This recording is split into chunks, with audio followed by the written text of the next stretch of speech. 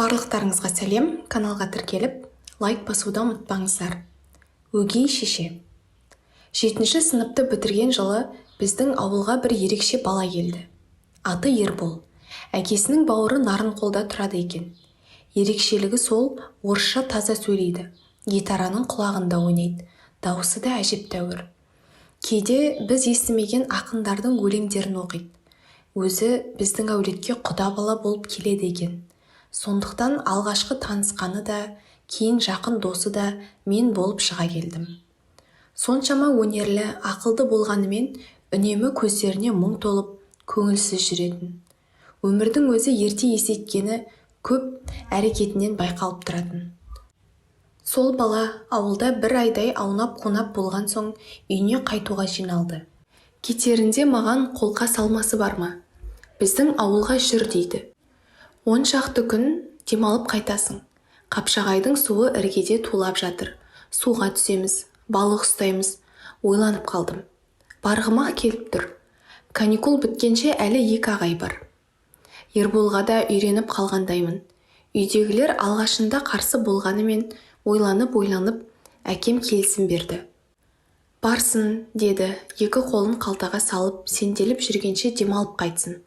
Оның үстіне бөтен емес құдалар ғой, балаға дұрыстап қарайтын шығар. Сөйтіп Ерболдың ауылынан бір-ақ шықтым. Керемет, үйдің іргесінде теңіз шулайды, алыстан кішігірім кемелер көрінеді. Ерболдың әкесі біз тұрғанда жұмысқа кетіп, үйде шешесі ғана қалады. Досым тұра салып терезенің алдында тұрған гүлдерге су құяды. Асықпай баптап суарады. Кейде күбірлеп, гүлдермен сөйлесіп жүргенін байқайтынмын. Ал шешесімен бір ретте тілдескенін көрген жоқпын. Міне гүлдерін суға қандырып, сырын ақтарып болып, маған ымдап жатыр. Көлге кеттік дегені. Жүгіре шешініп көлге қойып кеттік. Әбден шаршағанда ғана жағалауға шығып, ыстық құмға аунап жатырмыз.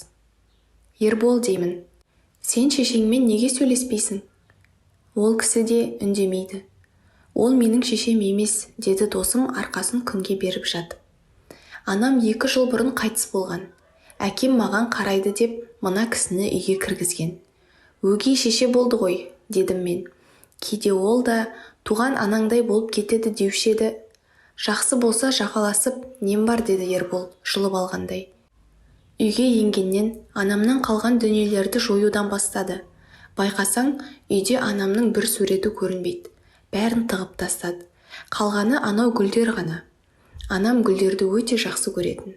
Уақытының көбі соларды баптаумен өтетін. Үй гүлдерінің өз ерекшеліктері болатынын алғаш анамнан естіп едім. Раушан гүлдері үйдің ауасын тазалайды. Ана бір гүлдер үйді енген, ниеті жаман жандардың жағымсыз энергиясын өзіне тартып алады.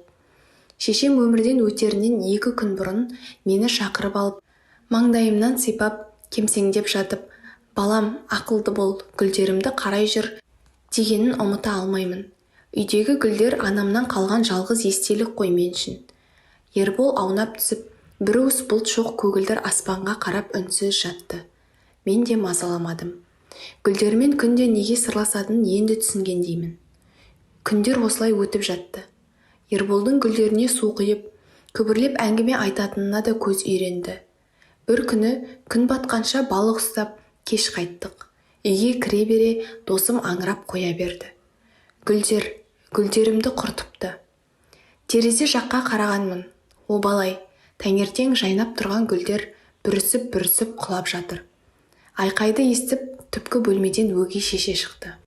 Біреу өлгенде неге бақырасың, деді сұрланып. Гүлдеріңе тыңайтқыш сатып әкеліп, сала қойып едім. Қайдан білейін, солды да қалды ғой. Ербол ештеңе демеді. Жылаған күйі далаға атып шықты. Артынан еріп келемін. Әдейі істеді. Анашым-ай, гүлдеріңе қарай алмадым. Сені сағынғанда гүлдеріңді иіскеп мауқымды басушы едім. Енді маған бұл үйде ештеңе қалған жоқ. Кетемін. Жылап барады. Сөйлеп барады. Менің де көзімнен жас парлап қоя бергені. Ертесі Ербол менімен бірге біздің ауылға қайтты. Үйіне қайтып оралған жоқ. Мектепті Нарынқолда бітірді. Сол досым кейін мединститутты бітіріп, елдегі ең білікті дәрігерлердің біріне айналды. осы әңгімені жазып отырған пақырды да ажалдан арашалап қалғаны бар. Жуырда үйіне шақырған. Хан сарайдай кең бөлмелерін аралап жүргенмін. Көзім терезенің жақтауында тізіліп тұрған үй гүлдеріне түскені. Үлбіреген кіл әдемі гүлдер. Анамның аманаты ғой дейді досым. Күнде таңертең өзім су құямын, кейде сырласып қоятыным бар. Кешірші, деймін мен баяғы оқиға есіме түсіп. Өгей шешең бар ма? Ол кісі әкем өмірден өткен соң, 3 күннен соң ақ үйдегі бар жиған тергенді тиеп алып, бір күнде тайып тұрған. Шешемнен қалған ұсақ түйекке дейін иле кетіпті. Кейін мынау қалалық ауруханада бас дәрігер болып тұрғанымда, шұғыл операцияға жасау керек болып жетіп барсам, өлім мен өмірдің арасында арпалысып өгей шешем жатыр екен. Сосын дедім мен. Сосын не болды? Мені бірден танып жылап қоя берді.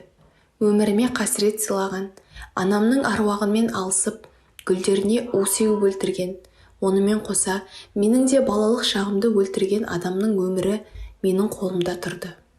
Сенесің бе? Мен осы сәтті қаншама жыл күттім. Талай түн өгей шешенің қиянатын ойлап қиналып шықтым. Бірақ 3 сағат бойы операцияны өзім жасап, оны өлімнен алып қалдым. Бас тартуға да болар еді. Дәтім жібермеді. Кейін қиыншылықта қайтыс болды деп естідім. Жалғыз қалған екен. Жаза шығар. Осыны айтып досым гүлдерін аялап сыйпай бастады. Кейбіріне күбірлеп сөйлеп қояды. Анасы есіне түскен шығар. Аманат қой.